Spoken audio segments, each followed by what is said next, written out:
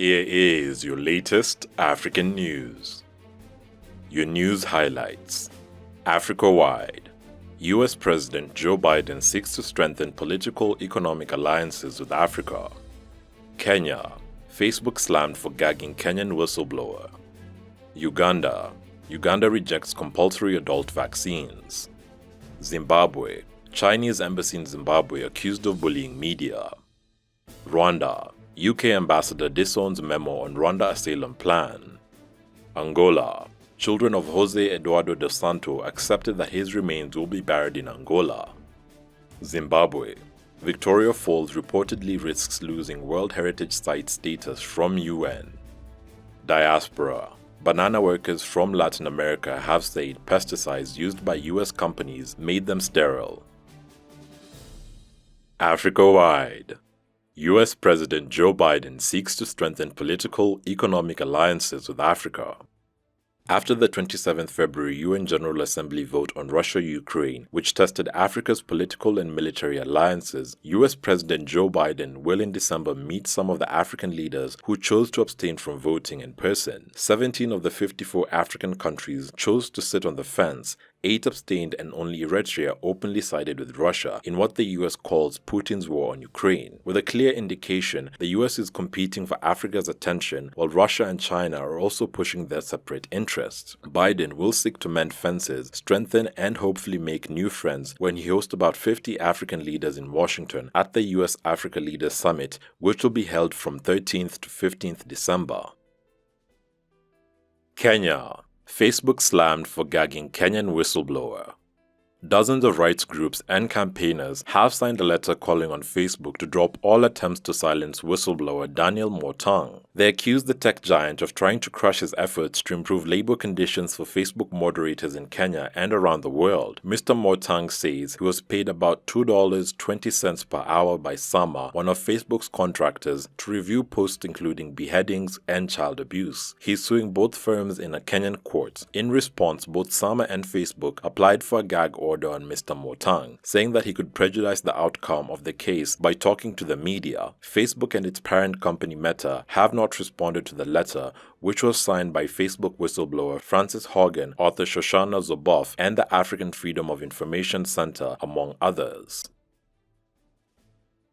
Uganda rejects compulsory adult vaccines. A proposed new law to make vaccines compulsory for all adults in the event of a mass disease outbreak has been rejected by Uganda's parliament. The health ministry said the bill was designed to tackle emerging health threats like hemorrhagic fevers and wanted any rule breakers to be fined $1,045 or face a 6-month jail sentence. But MPs raised concerns about the rights of individuals to choose and questioned who would take liability for vaccine side effects. Uganda is currently struggling to meet its target of vaccinating 22 million people, about half its population, against COVID-19. Routine vaccination of children against communicable diseases remains mandatory, but in the case of new emerging diseases, the permission of their parents is required. Zimbabwe. Chinese embassy in Zimbabwe accused of bullying media. Zimbabwe's media alliance has condemned the Chinese embassy in Harare for threatening a weekly newspaper after it published articles on violation by Chinese mining companies. The group says the embassy threatened an unspecified coercive retaliation against the Standard newspaper, which the coalition called an attack on press freedom. Nigel Nyamutumbu, head of the media alliance, said the Chinese embassy did not specify the retribution they would take against the newspaper in question, and this was a concern, especially from a global powerhouse in the mold of China. Masunda said his organization will continue to report accurately and fairly in Zimbabwe. Rwanda. UK ambassador disowns memo on Rwanda asylum plan. The UK High Commissioner to Rwanda, Omar Dair, has disowned a memo sent to the Home Office advising against any asylum deal with the country. The memo had criticized Rwanda's human rights record and heavy-handed security, according to documents from the Home Office presented to court by lawyers for those challenging the policy. On July 20th, Mr. Dair said the memo was written by his predecessor 2 months before he began in the post. Britain announced in April an agreement with Rwanda to send some of its migrants there for processing instead, but no one has yet been flown out because of a series of legal challenges. Angola. Children of José Eduardo dos Santos accept that his remains be buried in Angola. The family of former Angolan President José Eduardo dos Santos has agreed on the place of his burial. The dos Santos children have agreed that their father will be buried in Luanda, Angola, but only after the general elections on August 24th. Since the death of the former Angolan president on July 8th, the family had been arguing with the Angolan authorities who wanted a burial to be held in the country so that the people would pay tribute to him. José Eduardo dos Santos, who died at the age of 79, made history after serving as Angola's president for 38 years until 2017. In a letter written by the Dos Santos children addressed to the current Angolan leader, João Lourenço, the family expressed deep gratitude to the Angolan people while asking for respect of the African traditions that impose the respect of a time of mourning. They also asked not to be targeted after the funeral. Zimbabwe. Victoria Falls reportedly risks losing World Heritage Site status from UN.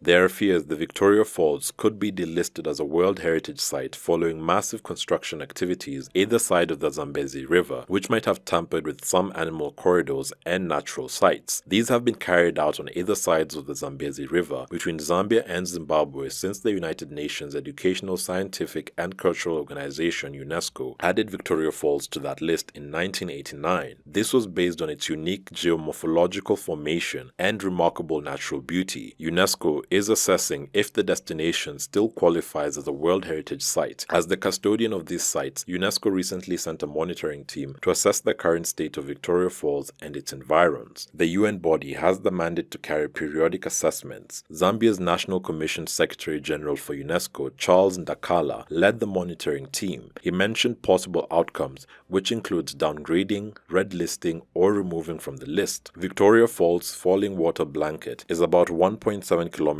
wide and the falls 108 meters down the gorge and is classified as the largest waterfall in the world. The waterfall is within Victoria Falls National Park, which together with the Victoria Falls Bridge attract a significant number of tourists annually.